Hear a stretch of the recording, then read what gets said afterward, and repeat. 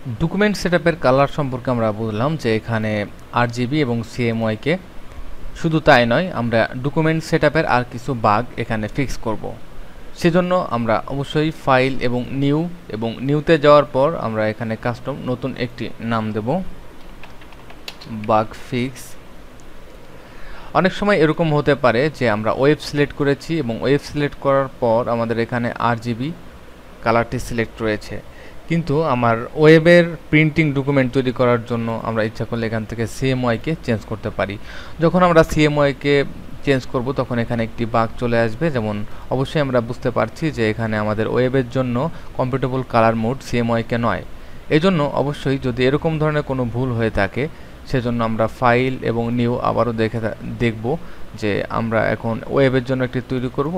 তো আমরা এখানে 800 এবং আমাদের অ্যাডভান্স ট্যাবটি এরকম ক্লাস করা থাকলো এবং 600 প্রেস করলাম, কিন্তু আসল অবস্থায় আমরা এখানে ক্লিক করার পর আমরা দেখতে পাচ্ছি যে ওয়েবের জন্য তৈরি করেছি, কিন্তু এখানে আমাদের ভিডিওর প্রিসেটটি পূর্বেই রয়েছে।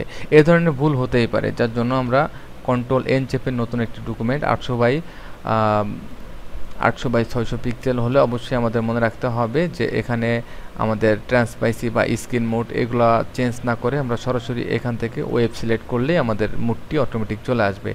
তো এরকম ওয়েব মোডে থাকাকালীন সময় যেহেতু আমাদের আরজিবিতে রয়েছে, আমরা ইচ্ছা করলে কন্ট্রোল এন প্রেস করে আমরা যদি এখন ইঞ্চি ইউনিটে যাই এবং এখান থেকে আমরা যদি প্রেস করি 8.5 বাই হাইট 11 এবং এটি আমাদের একটি লেটার সাইজের প্রিন্টিং ডকুমেন্ট, আমরা ওকে প্রেস করলাম, সেখানে একটি ভুল চলে আসছে, যেমন আমরা এখানে আরজিবি মোডে প্রিন্ট করতে যাচ্ছি এবং ল্যান্ডস্কেপ মোডে। এই ধরনের সমস্যা নতুন ডকুমেন্ট সেটআপের ক্ষেত্রে অনেকেরই হতে পারে, যার জন্য আমি বারবারই এই ডকুমেন্টগুলো তৈরি করে আপনাদেরকে দৃষ্টি আকর্ষণ করছি। অবশ্যই এরকম ধরনের ভুল করার কোনো প্রয়োজন নাই। অবশ্যই প্রথমে আমরা যে কাজটি করতে যাচ্ছি, প্রিন্ট, ওয়েব, ডিভাইস এবং ভিডিও এবং ফিল্ম, বেসিক আরজিবি, আপনারা অবশ্যই এখান থেকে সিলেক্ট করে নেবেন আসলে কি কাজ করতে চাচ্ছেন। এজন্য প্রিন্টের জন্য অবশ্যই প্রিন্ট সিলেক্ট করা ভালো, নতুবা আপনি যদি অ্যাডোব ইলাস্ট্রেটর এক্সপার্ট হয়ে থাকেন, কন্ট্রোল এন প্রেস করেই আপনি যখন এটি পরিবর্তন করবেন তখন আরজিবি থেকে অবশ্যই সিএমওয়াইকেতে যেতে পারেন। সেজন্য সিএমওয়াইকেতে যখন যাবেন এখানে একটি এরর আমরা দেখতে পাবো, বা এরর কালার মোড, যেমন আমরা সিএমওয়াইকেতে এখানে ইঞ্চি বাই ইঞ্চি, কিন্তু স্পেসিফিক প্রোফাইলে এখানে আমাদের প্রিন্ট ডকুমেন্ট যখন সিলেক্ট করব তখন আর এই এররটি আমরা দেখতে পারবো না। তো আস্তে আস্তে আমরা নিউ ডকুমেন্ট তৈরি করা দেখলাম যে কিভাবে নিউ ডকুমেন্ট তৈরি করলে বিভিন্ন ধরনের সমস্যা হতে পারে। এখানে আমাদের দেখতে পাচ্ছি যে টপ বটম লেফট, এটি শুধুমাত্র আমাদের প্রিন্টের ক্ষেত্রেই বেশি ব্যবহার করে হয়ে থাকে, ওয়েব অথবা আদার ভিডিও অ্যান্ড ফিল্ম এর জন্য তেমন দরকার নেই। এবার আমরা দেখব যে কিভাবে টেমপ্লেট থেকে নতুন ডকুমেন্ট তৈরি করা যায়। তো আমরা এখানে টেমপ্লেট নামে একটি অপশন দেখতে পাচ্ছি, যেটি আমাদের অ্যাডভান্স ক্লাস করা থাকলেও এখানে দেখতে পাবো।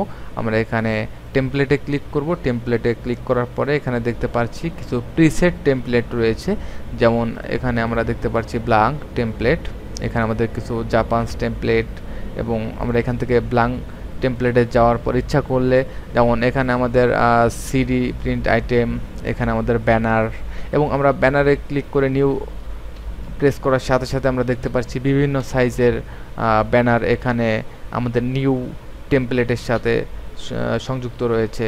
এখান থেকে আমরা ইচ্ছামতো যে কোনো একটি ব্যানার বা অ্যাডের জন্য, অ্যাডভার্টাইজমেন্টের জন্য তৈরি করতে পারি।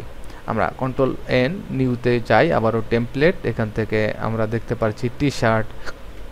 আমরা একটি টি শার্ট ডিজাইন করার ক্ষেত্রে আমরা একটি এক্সাম্পল হিসেবে এটিকে ব্যবহার করতে পারি। আমরা নিউতে ক্লিক করব, নিউতে ক্লিক করার পর দেখতে পাচ্ছি যে এখানে আমাদের আর্টবোর্ডের ভিতরে একটি টি শার্ট অটোমেটিক জেনারেট করা রয়েছে, তবে এখানে কোনো ফিল কালার সিলেক্ট করা নাই। আমরা এখান থেকে আমাদের ডাইরেক্ট সিলেকশন টুল দিয়ে সিলেক্ট করতে পারি, যে কোনো অংশে সিলেক্ট করার পর আমরা এটিকে কালার পরিবর্তন করতে পারবো,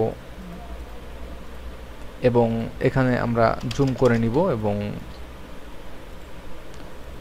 এখান থেকে আমাদের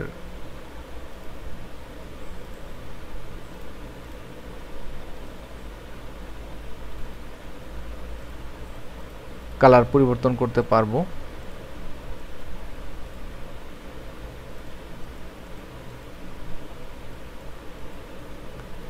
এভাবে আমরা নতুন একটি ডকুমেন্ট তৈরি করতে পারি ফ্রম টেমপ্লেট। তো আমরা নতুন ডকুমেন্ট তৈরি করা শিখলাম। পরবর্তীতে বিভিন্ন কাজের ক্ষেত্রে আমরা কিভাবে নতুন ডকুমেন্ট মডিফাই করতে পারবো সেটা নিয়ে আলোচনা করব। আপাতত এ পর্যন্তই ডকুমেন্ট সেটআপ। ধন্যবাদ। কারো কোনো সমস্যা থাকলে অবশ্যই আইট নেক্সটের অফিসে ইমেল করবেন এবং আমাদের ভুল ত্রুটির জন্য অবশ্যই ক্ষমা করবেন। ধন্যবাদ।